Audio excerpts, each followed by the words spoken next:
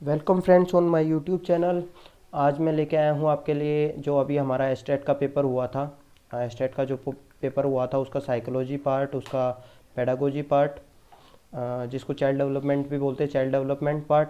तो आइए देखते हैं समय वेस्ट ना करते हुए। देखिए, जो पहला क्वेश्चन है हमारा, विकास के संबंध में निम्नलिखित में से कौन सा सार्थक तथ्य है। इसका उत्तर होगा दो। यह आनुवांशिकी और वातावरण की अंतःक्रिया का परिणाम है। ठीक है, प्रोडक्ट होता है जो हमारा इंटरेक्शन होता है हेरिडिटी और एनवायरनमेंट का। तो प्रोडक्ट होता है हमेशा हमारा जो डेवलपमेंट है। प्रोडक्ट जहाँ भी आंसर आता है वही मतलब जहाँ भी आ जाता है वही आंसर हो जाता है। सेकंड है हमारा कि एक बालक जिसे मानव संपर्क में पृथक बड़ा किया, यानी कि देखो वो आइसोलेशन, वो अलग रखा गया है अभी तक। ठीक है, अच्छा एक चीज़ होती है, अगर वो अलग रखा गया है तो इसका मतलब ये नहीं है कि उसको एनवायरनमेंट नहीं दिया गया था। एनवायरनमेंट तो उसको फिर भी दिया गया था, लेकिन एक अलग तरह का एनवायरनमेंट दिया गया था। ठीक है, तो इसका आंसर इस वजह से एनवायरनमेंट नहीं होगा क्योंकि एनवायरनमेंट तो था। अब वो जब आया है दोबारा तो उसने क्या किया, इंटरेक्शन किया है, बाहर आके अंतःक्रिया की है। तो इसका आंसर होगा तीन।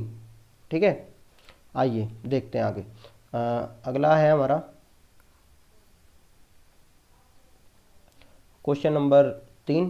क्वेश्चन नंबर तीन में हमारा हमसे पूछा गया है कि जब हम क्रिएटिविटी के दौरान मतलब हमारे इंडिया में क्रिएटिविटी अगर देखें तो ये एक मेन कारण है जिसकी वजह से नहीं बढ़ पा रही है। वो होता है जैसे बहुत ज़्यादा नियंत्रित कर देते हैं, अति नियंत्रित। ठीक है, ओवर कंट्रोल हो जाता है हमारा। ओवर कंट्रोल जब हम करते हैं ना तो ही हमारी जो क्रिएटिविटी है वो बच्चे की नहीं हो पाती। तो इसका आंसर है तीन। ठीक है, आइए अगला देखते हैं हम।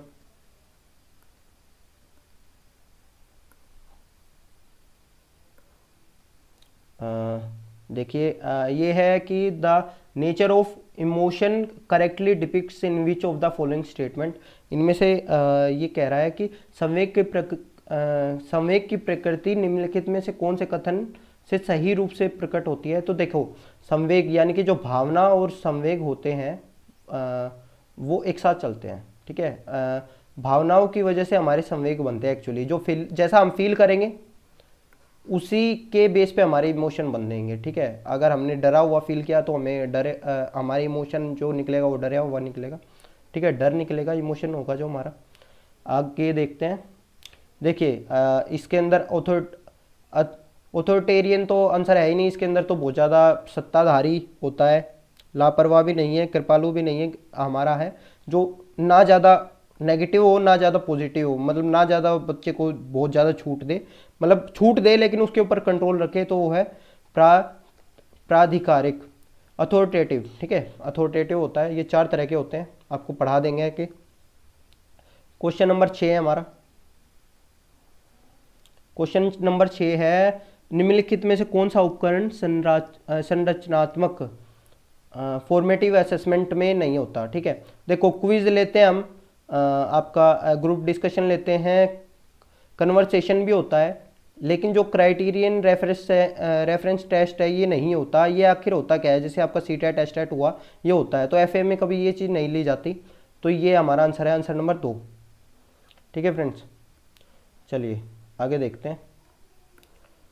ये हमारा 7वां क्वेश्चन है। 7वां क्वेश्चन है, देखो इसने दिया था एलईडी, दिया था चोम्स्की ने दिया था एलईडी। एलईडी की फुल फॉर्म अब आपको पता होनी चाहिए। उसका आंसर है लैंग्वेज एक्विजिशन डिवाइस। वो एक्विजिशन की बात करता है, acquisition device, language acquisition device answer इसका। ठीक है, चलिए आगे चलते हैं। अब है हमारा इंक्लूजन। इंक्लूजन अगर हम दे रहे हैं तो फुल टाइम सम टाइम वगैरह की तो बात ही नहीं होता। हम फुल टाइम देंगे बच्चे को। जब मतलब अगर वो फर्स्ट में एडमिशन हो गया था, ऐसा नहीं उसको फिफ्थ में निकाल देंगे स्कूल से। फर्स्ट टू ट्वेल्थ हमेशा रहेगा वो। ठीक है, तो वही चीज़ होता है। या फिर मान लो हमने इंक्लूजन में कुछ कुछ चीज़ें भी होती हैं, जैसे मान लो आपके पास में अगर हैंडीकैप के लिए आपने एक अलग से सीढ़ियाँ रखवा रखी हैं। ठीक है, तो आप उसको हटवा देंगे, वो चीज़ नहीं होता, आप वो तब भी लगवाएंगे, अब वो लगी रहेंगी। तो फुल टाइम रहेगा आंसर इसका। इसका आंसर है हमारा लॉ ऑफ मल्टीपल रिस्पोंडिंग। ठीक है, थॉर्नडाइक की ये 3 प्राइमरी जो हमारे जो नियम थे ये हमारे प्राइमरी नियम थे, प्राइमरी थे, ठीक है, सेकेंडरी लॉ नहीं थे, ये प्राइमरी लॉ थे ये तीनों, ये सेकेंडरी लॉ में आते हैं। सेकेंडरी लॉ शायद 6 या 5 थे, तो ये उनमें से एक है। आइए चलते हैं आगे।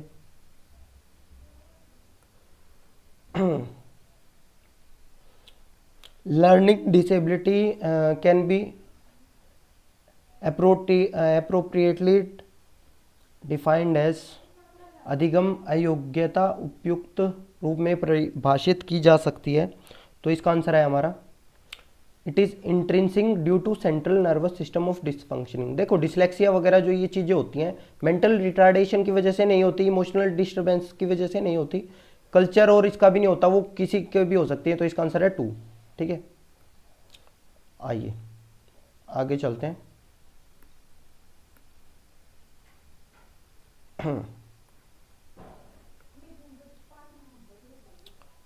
अब है हमारा कौन सी गार्डनर ने नहीं दी थी। देखिए गार्डनर ने प्रैक्टिकल स्किल नहीं दी है, ये भी दी है, म्यूजिकल स्किल भी दी है, इंटरपर्सनल स्किल भी दी है, इंट्रापर्सनल भी दी है, ये कई तरह की दी है, 9 तरह की दे चुके हैं अभी तक और देते ही रह रहे हैं। आने वाले टाइम पे 10वीं पे काम चल रहा है, तो वो चीज़ हो जाएगा। अगले का आंसर है ZPD, ठीक है, द रेंज ऑफ टास्क से आंसर आ जाता है ZPD। फिर है हमारा which of the following statement is not included in problem solving. Problem solving में कौन सा इंक्लूड नहीं है, वो है हमारा, इसका आंसर है रिस्पोंडिंग टू स्टिमुलस। हमें स्टिमुलस देखो हम डाटा इकट्ठा भी करते हैं, हाइपोथेसिस तो बनानी होती है हमें, फिर उसको वेरीफाई भी करना होता है, ये नहीं होता, ठीक है। चौथा रिस्पोंडिंग टू स्टिमुलस। आइए चलते हैं आगे।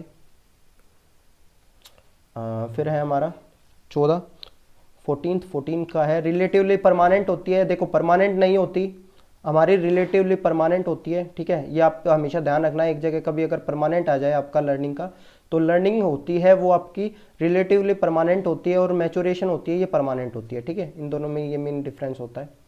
चलिए चलते हैं आगे। आगे उस पर लर्निंग और उसमें वैसे ज़्यादा डिफरेंस और भी होते हैं, लेकिन मेन डिफरेंस यही होता है, वो फिजिकल एस्पेक्ट को भी करता है मैचुरेशन, पर और एस्पेक्ट भी होते हैं। 15 का आंसर है हमारा 3, एम्फेसाइज ऑन। देखो अगर यहाँ पे रेडिकल कंस्ट्रक्टिविस्ट आ जाता, रेडिकल कंस्ट्रक्टिविस्ट आ जाता तो इसका आंसर 4 होता। ये पियाजे इसी की बात करता है, लेकिन सोशल कंस्ट्रक्टिविस्ट आया है, सोशल कंस्ट्रक्टिविस्ट करता है वाइगोत्स्की की बात करता है 3 की, ठीक है। वो कोलैबोरेशन के बारे में वाइगोत्स्की ने बात करी है, तो इसका आंसर है अधिगम के लिए दूसरों से सहयोग पर बल देना, ठीक है। इसका आंसर है हमारा प्री कन्वेंशनल, कोई दिक्कत की बात ही नहीं है, पूर्ण परंपरागत, ठीक है, जो पहले वाला हमारा लेवल होता है, ठीक है। हमारे ये याद रखना इसके अंदर बच्चे 3 लेवल होते हैं और 6 स्टेजेस होती हैं। जो हमारे 3 लेवल होते हैं इसके अंदर बच्चे कई बार दिक्कत कर देते हैं कि 6 लेवल बोल देते हैं, 3 स्टेजेस बोल देते हैं, पर इसके 3 लेवल है, हर लेवल में 2 स्टेज हैं, तो इस वजह से इसका पहला जो लेवल है वही आंसर है हमारा। आगे चल रहे हैं 17वां। इसका आंसर देखिए इसमें थोड़ी सी डाउट में है ये क्वेश्चन। एक्चुअली इसके अंदर वैसे तो जो इस तरह के क्वेश्चन होते हैं उनके आंसर यही होते हैं, लेकिन जैसा इसकी कर रहा है यहाँ पे, ना तो इसने कहीं पे हेरिडिटी की बात करी है, ना इसने कहीं पे एनवायरनमेंट की बात करी है, ये तो एक सामाजिकता, ये तो एक उसके अंदर एक कैरेक्टरिस्टिक्स है बच्चे में। तो लेकिन ये बात क्या कर रहा है कि बच्चे में ये जब छोटा था जब ये दिक्कत थी, जब बड़ा हुआ तब भी ये दिक्कत उसके अंदर है अभी भी, ठीक है। तो जब वो ये दिक्कत रह ही गई तो उसको मैच्योरेशन ही बोल सकते हैं, तो मेरे हिसाब से इसका आंसर मैच्योरेशन होना चाहिए। बाकी देखते हैं की में ये, पर ये डाउटफुल है, ये वाला क्वेश्चन डाउटफुल है। चलते हैं आगे।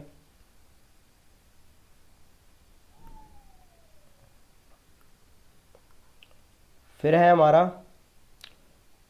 18वां क्वेश्चन। बिल्कुल ये चौथा आंसर ठीक है कि इनकरेक्ट है, लैंग्वेज और थिंकिंग अनरिलेटेड है, ये रिलेट नहीं होते, ये आपस में रिलेशन होता है इनके बीच में, इस वजह से ये आंसर है, क्योंकि इसमें पूछा गलत। फिर है कि बताइए कि encourage deep style of thinking के लिए। डीप स्टाइल ऑफ थिंकिंग क्या होते हैं? जब हम बच्चे से ओपन एंडेड क्वेश्चन पूछे हैं, जब बच्चे से ओपन एंडेड क्वेश्चन पूछेंगे तो ओपन एंडेड या फिर थोड़ा सा जिसमें बच्चे की ब्रेन स्टॉर्मिंग होगी, तो वो क्वेश्चन है ये चौथा। चलिए आगे चलते हैं। 20वां हमारा, 20वें का आंसर हमारा है सेपरेटेड। 20वें का आंसर सेपरेटेड, पृथक।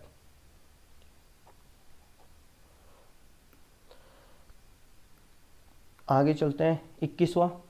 21वें में देखिए क्या होता है, बताता हूँ आपको। इनकरेक्ट अबाउट, ये थोड़ा सा देखना पड़ रहा है, थोड़ी फोटोज़ क्लियर नहीं है, पर फिर भी सीसीई में क्या होता है? सीसीई में स्कूल बेस्ड इवेल्युएशन है, बिल्कुल ठीक है, स्कूल बेस्ड होता है CCE. Includes all aspect of student, बिल्कुल ठीक है, एफए में हम सारे एस्पेक्ट पे बात करते हैं। Diagnostic evaluation is not included in it, hold पे रखते हैं इसको। Both formal and informal technique are used, बिल्कुल ठीक है। देखो फॉर्मल बोला जाता है ऐसे को बोला जाता है फॉर्मल, और इनफॉर्मल बोला जाता है एफए को। एफए में इनफॉर्मल टेक्निक यूज होती है। किसी को अगर दिक्कत हो तो सीसी की मैनुअल थी एनसीईआरटी की, सीबीएसई ने निकाली थी, उसको पढ़ सकते हैं सीसी के ऊपर, उसके अंदर क्लियरली ये बात कही गई थी। तो इसका आंसर होगा मेरे हिसाब से 3, तीसरा है, क्योंकि ये बाकी तीनों चीज़ें उसके अंदर होती हैं। ठीक है, चलिए आगे चलते हैं। आगे हमारा the highest level of learning in the grey, problem solve है।